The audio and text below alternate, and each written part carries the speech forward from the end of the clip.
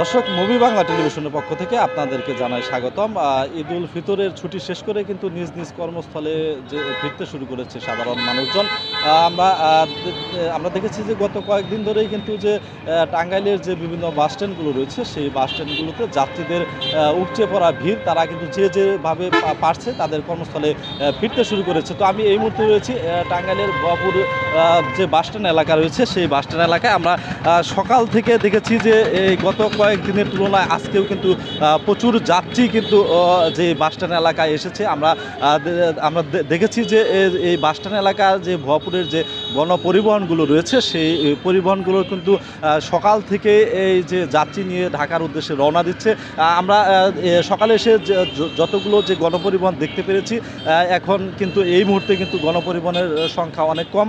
আপনারা দেখতে পাচ্ছেন যে আসলে যে পরিবার পরিজন নিয়ে যারা ঢাকা শহরে বা রাজধানীতে বিভিন্ন জায়গায় যে তাদের কর্মস্থল চাকরি রয়েছে, সেই চাকরি ছুটি শেষ হয় কিন্তু তারা যে বেশিরভাগ লোক চলে গেছে, আর কিছু সংখ্যক লোক রয়েছে তাদের আগামীকাল থেকে কর্মস্থলে যোগদানের কথা রয়েছে। সেই কারণে তারা আজকে কিন্তু কর্মস্থলে ফিরতে শুরু করেছে। আমি এই বাসস্ট্যান্ড এলাকায় সকাল থেকে অবস্থান করছি। সকাল থেকে দেখেছি যে সকাল থেকে যাত্রীদের প্রচুর চাপ রয়েছে। আমি এখানে যারা যাত্রী রয়েছে, কয়েকজন যাত্রীর সাথে আমার কথা হয়েছে, তারা যেটুকু জানিয়েছে যে তাদের যে কর্মস্থল, তাদের যে কর্মস্থল সেই কর্মস্থলে তারা আজকে ছুটি শেষ, আজকে তারা কর্মস্থলে ফিরছেন।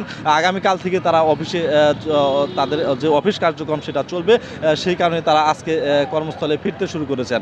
যাত্রীরা যে অভিযোগ করেছে যে আগের চেয়ে কিছু ভাড়া তাদের অতিরিক্ত দিতে হচ্ছে, কিন্তু পরিবহন যারা মালিক বা শ্রমিক রয়েছে তারা যেটুকু জানিয়েছে যে আসলে নির্ধারিত যে এইখান যে ভুয়াপুর বাসস্ট্যান্ড থেকে ঢাকার যে নির্ধারিত ভাড়া রয়েছে সেই ভাড়ায় তারা নিচ্ছেন। তবে আরেকটি বিষয়, যে পরিবহনের যা চালক রয়েছে তারা আমার থেকে যেটুকু অবহিত করেছেন যে আসলে যাওয়ার সময় পর্যাপ্ত যাত্রী থাকলেও কিন্তু এই আসার সময় কোনো যাত্রী না থাকায় কিন্তু তারা তেমনভাবে লাভবান হচ্ছেন না। তবে আমি যে আজকে কিন্তু যে